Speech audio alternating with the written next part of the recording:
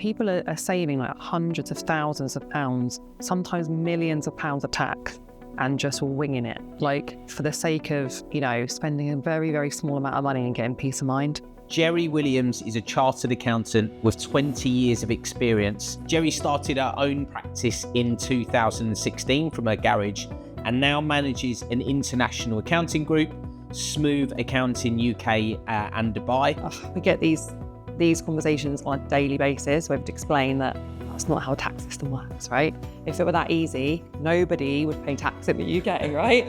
But obviously a lot of people are really curious about moving to Dubai. But what are the biggest myths or misunderstandings they need to watch out for in terms of tax? It's such a massive thing to kind of move your business, move yourself, move your family to another country. You know, if you're prepared to take all of that risk, at least get the right tax advice. So welcome today to the Hoxton Life podcast, and we've got a very special guest with me today, Jeri. So Jeri Williams is a chartered accountant with 20 years of experience and an entrepreneurial powerhouse who swapped rainy England for the sunny sands of Dubai and now is back in rainy England again.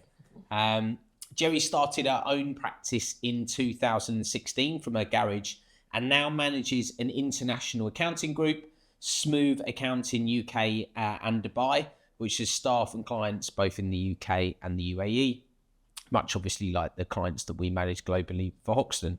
Jeri specialises in UK and UAE tax advice and has a new book coming soon titled Moving to Dubai. So thanks very much, Jeri, for joining us. Thanks for having me. It's great to have you here.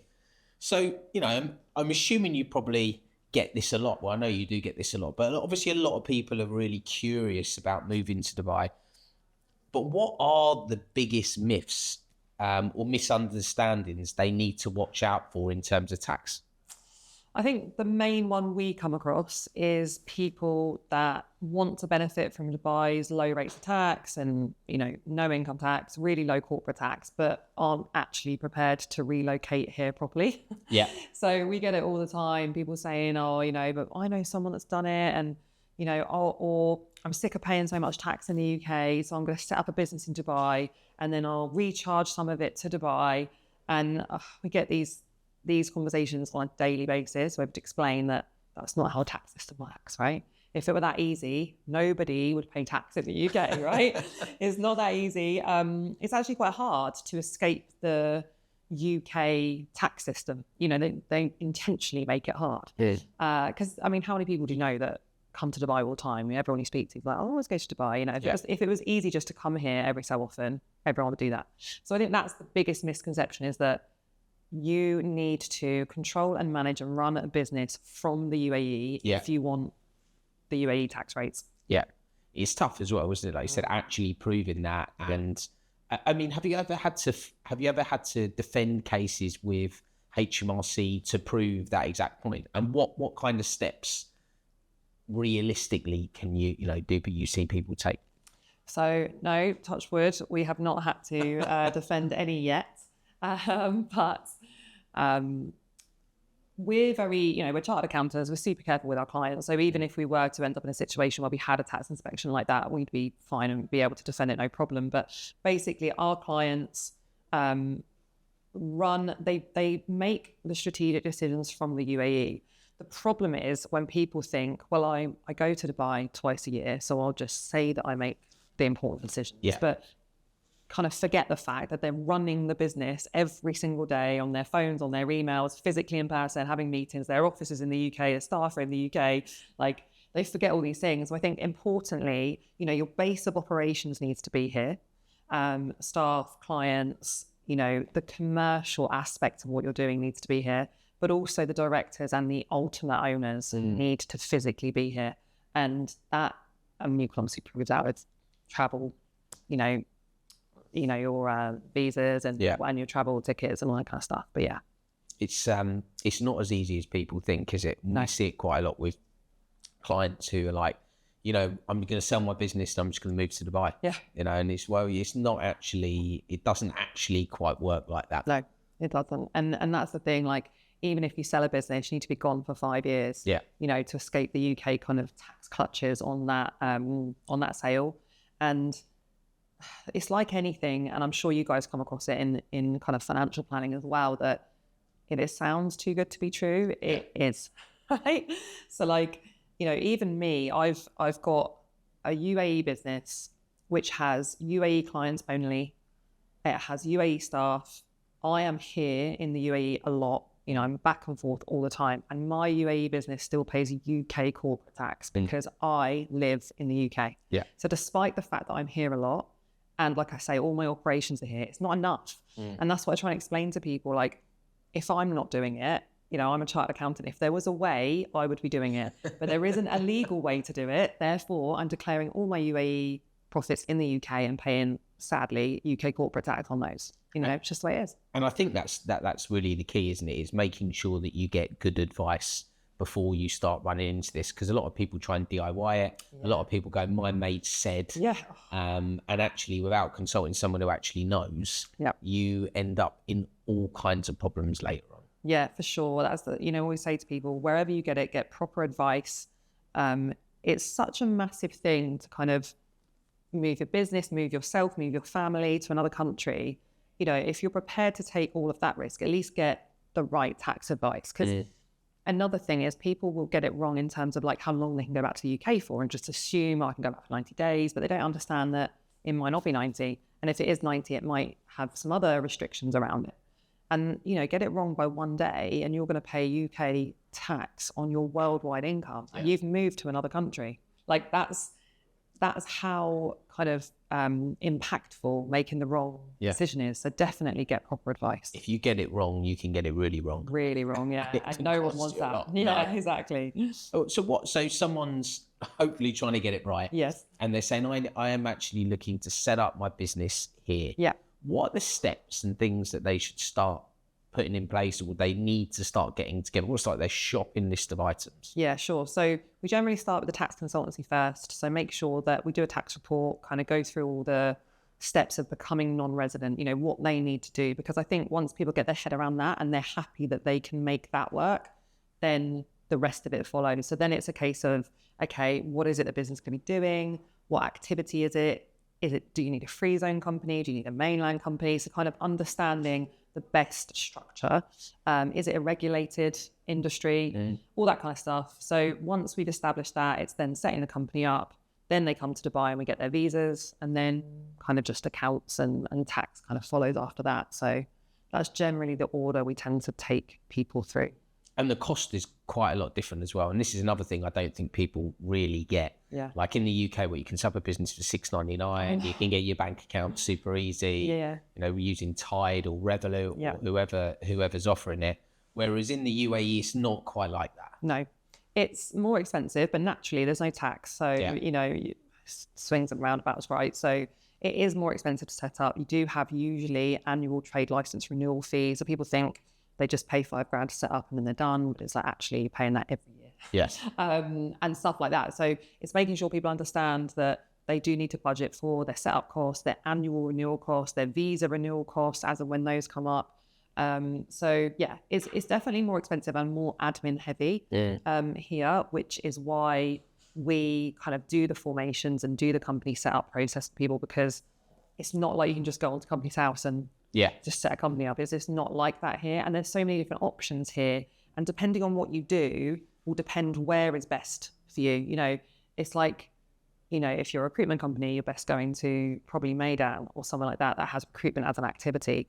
You know, if you're in medical, maybe you're going to go Healthcare City. Like there's different options depending on what you do. So it's just making sure you get your activity right. Don't just go for like consultancy or you know, something like easy just to set it up and it's actually not what you're doing. Not the right not the right activity.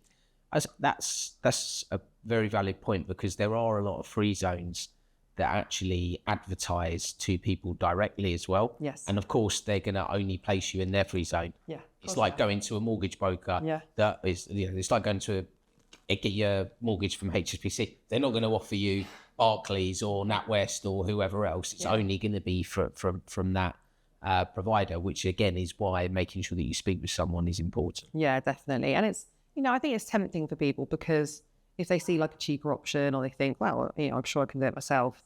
But the problem is, sometimes people get set up on the wrong type of visa. They've got an investor visa when they should have an employee visa. And, we see that all the time. And I think if you're willing to make a move to another country, at least you want to get those bits right and not worry about it. It's like anything that you do. You just want peace of mind that what you've done is right. It's not going to come back to bite you. So that's why we kind of make sure we set people up in the right free zone or mainland, if that's the case. Is there an amount you look for turnover or revenue, profitability, whatever it is, before you would say, yeah, do you know what, actually is well worth you setting up? Because you can also get like freelance visas and things like that as well, can't you? Yeah, you can. And freelance visas, as far as I'm aware, because it's not something that we offer, but they're more like employed visas, really, because somewhere down the line, a company's issued a ton of visas and you're effectively employed by that company. So you don't really have control over your visa if you're a freelancer. I think there's not necessarily a profit or a turnover figure. I think because we have some clients that don't actually trade their companies here. So they set them up as a vehicle to moving out. They may trade them in the future, but they actually have UK business doing really, really well, or they have companies in other countries doing really, really well, and they just want to live here. Yeah. So I wouldn't say there's necessarily like a minimum turnover or profit, but I think their overall financial position is important. It's not cheap in Dubai. You probably see it all the time, like online posts of people going, "Oh, I'm just going to come to Dubai and hope for the best," kind of thing, and you're like, It's risky. How are you going to afford that? Yeah, it's super risky. I'm not saying you shouldn't take risks, because you absolutely should, but I think calculated risks and make sure that you know how much it's going to cost and that that's going to work for you. Yeah, it is a very, very expensive place to live. It is. I think as well, a lot of people get caught up in the lifestyle when they come over as well, which obviously can impact short-term savings very quickly. Yeah. Housing is more expensive. There's obviously a hell of a lot of positives to being here, I would say. I've definitely lived in the Middle East for 14 years. Yeah, you've been a long time, but and I've seen it all the way through. But the things that people massively underestimate are just the general living costs. Yeah. Schooling as well and stuff like that you take for granted at home, you don't get here. So there's a lot more to it than just tax. Yes. But it is an important part that you should make sure you get right. Yeah. Definitely. So have you got any success stories of people that have moved over? So people sitting on the fence that have got it really right and have done really well out of it. Yeah, to be honest, I think I have only had success stories, really, because that's from our clients and like even myself, for my own story. I moved here not really with any intention of having a UAE business, just wanting to move here for a couple of years. And then because of what Dubai is like, and it's just such a buzzing, fast-paced place, and everyone's kind of an expat, and everyone wants to help everyone, I ended up with people wanting my help and my services and, well, can you do our accounts? We've got a UAE business. Jeri, can you do them? And I'm like, sure. Yeah. Not one to ever turn down an opportunity. You set your business up. Can you set ours up?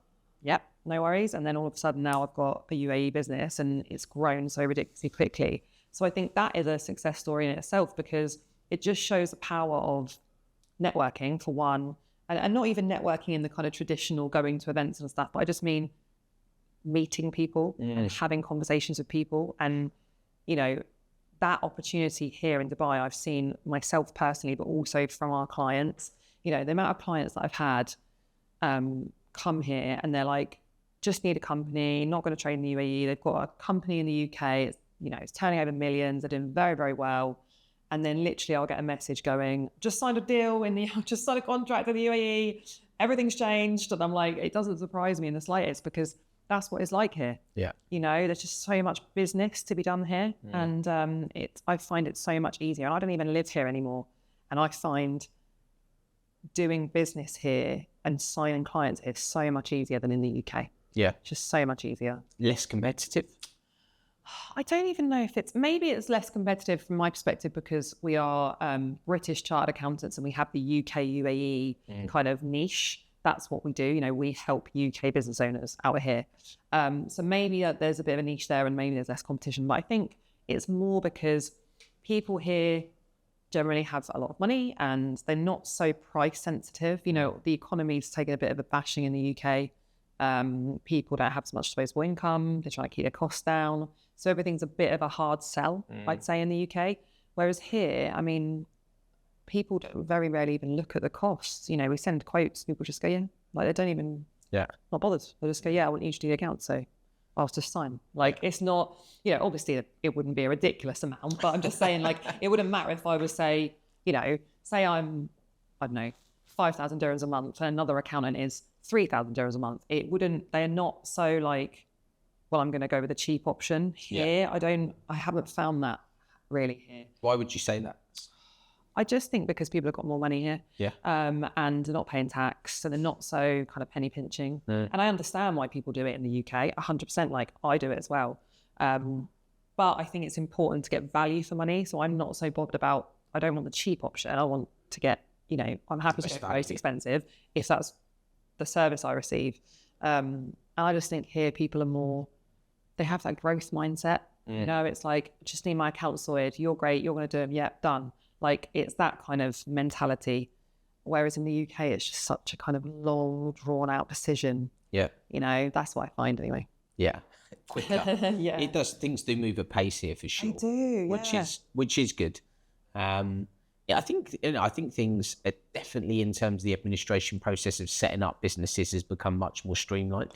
Here. I remember when I first set up Hoxton in 2018. That was quite a long-winded process.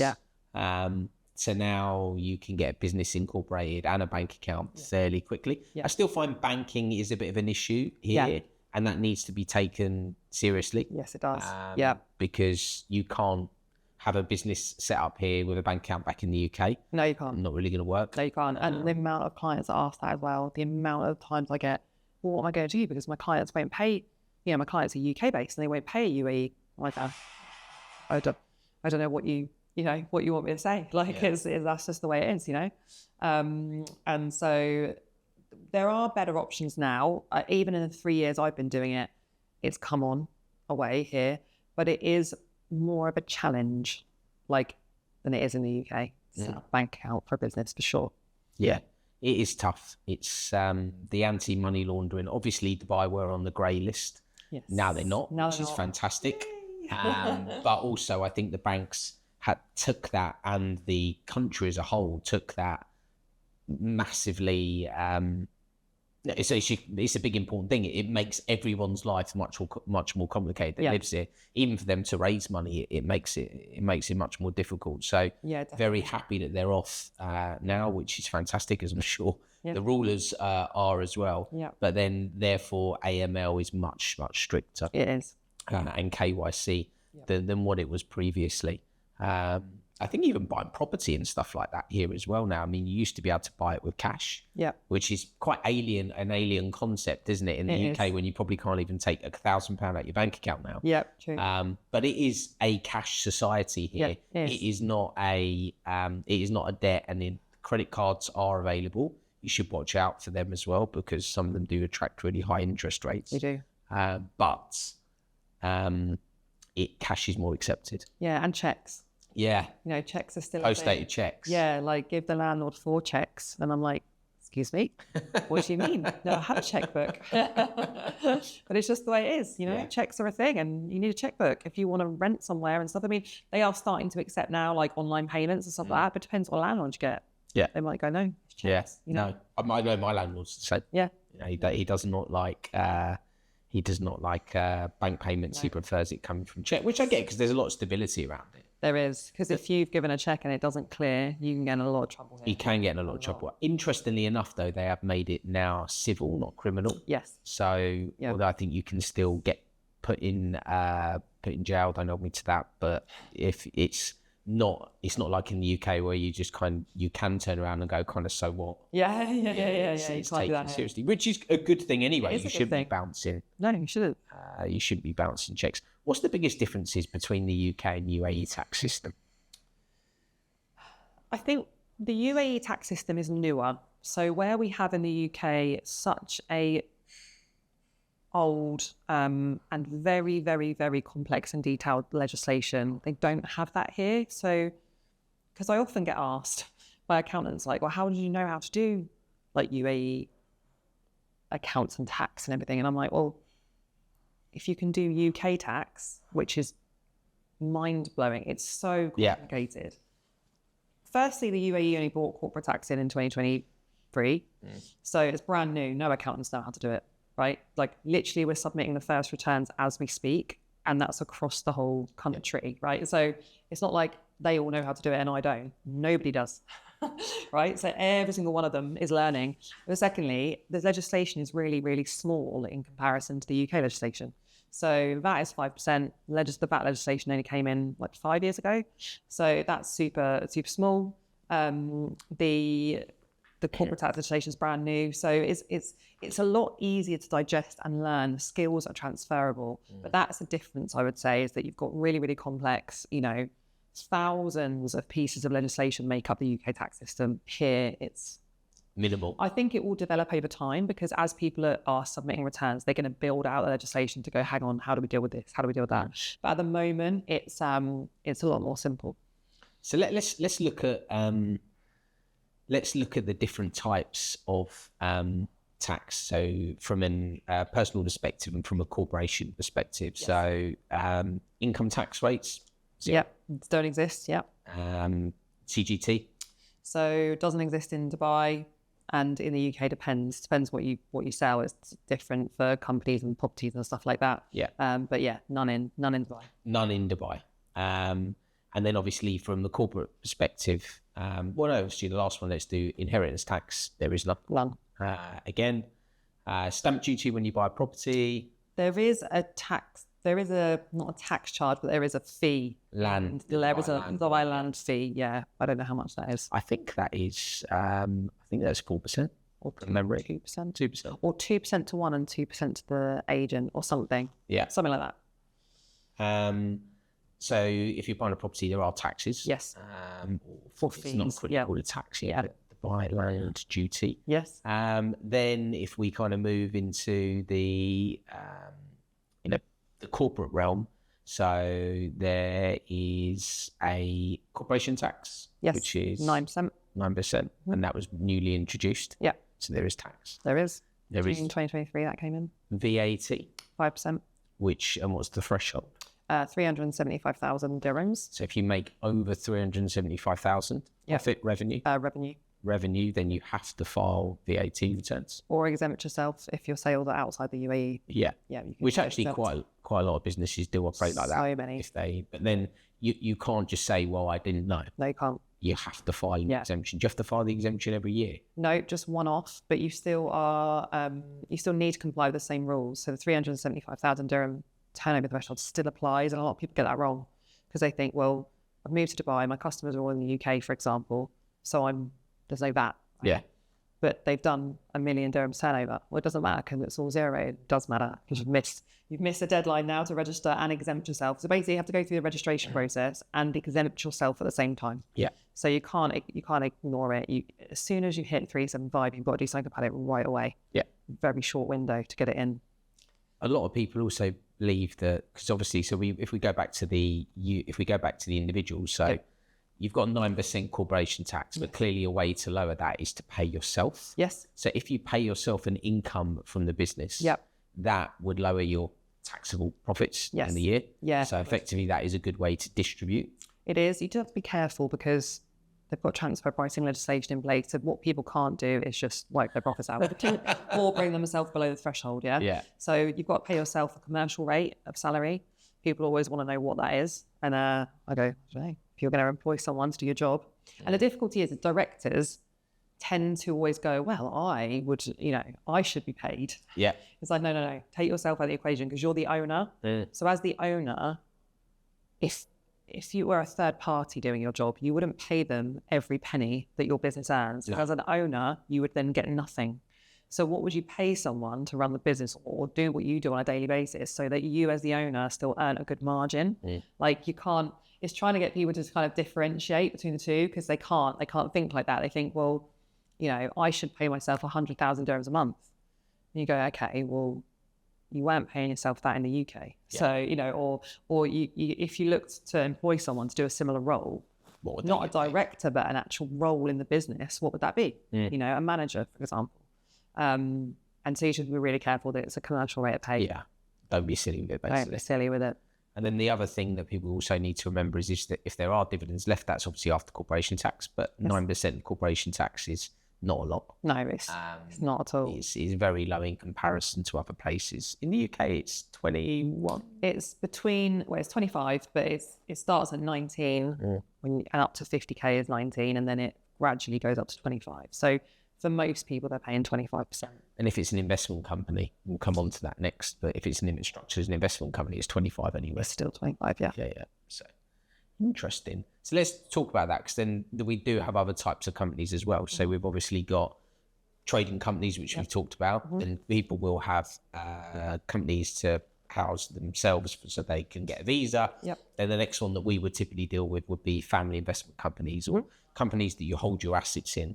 So why is that a good idea if you were in Dubai, and anything you should be careful about?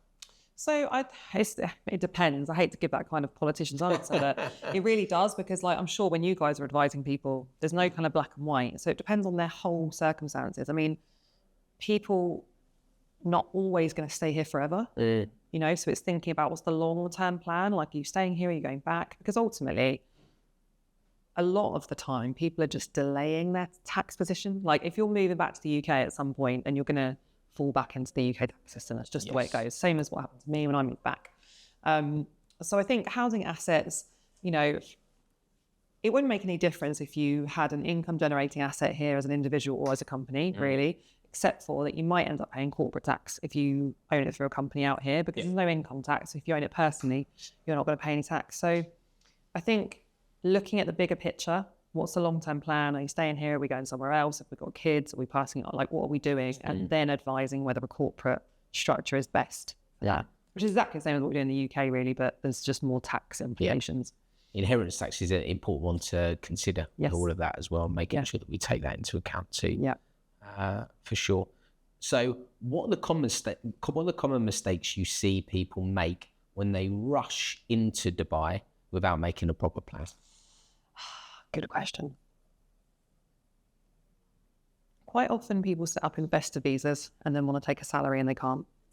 I see that all the time, and they don't understand. They're like, I work in the business. I go, I know, but you don't have a contract of employment. And the problem comes with, obviously you can take money out of a company, but it's dividends. If you're an investor, it's dividends. If you're on an employee visa, so you're the manager of the business, it's a salary, and that's what's different. So like you mentioned earlier, about trying to reduce your profit to reduce corporate tax by paying yourself a salary, you can't do that if you're on an investor visa, you know, and you can do it, but if, you know, once it goes to the auditors or whatever, they're going to go, where's the employment contract for this salary? And where's the salary certificate showing the amount you're being paid? Oh, you don't have it. No, you're on an investor visa. That's not salary, right? So it's just that one comes up a lot, I think. What else do we find? People moving partway through the tax year and not understanding split year rules, because they are really, really complicated, and just getting up and going and thinking that from the minute they leave, even if it's August. So tax year starts 6th of April. If you move anyway through the tax year, like leave the UK at any point, it's a split year, and split year is different rules, potentially. And people don't always understand that. So they'll just move randomly and go, well, it's fine. Like, I'm allowed to go out for 90 days. And I moved 6 months through the year, so I'm allowed to go out for 45 days. Like, and they have no concept that actually, like, dividends are not tax-free in a split year, for example. If you want the split year to be tax-free, you need to also be gone the full following tax year. There's like loads of little nuances, and people just don't understand that. And they don't receive the proper advice. And then they get caught up. Which is tough. So you mentioned something interesting before you said audit. So obviously we have small companies exemptions in the UK. Out here, does that exist in Dubai, or would you recommend the companies get audited or not?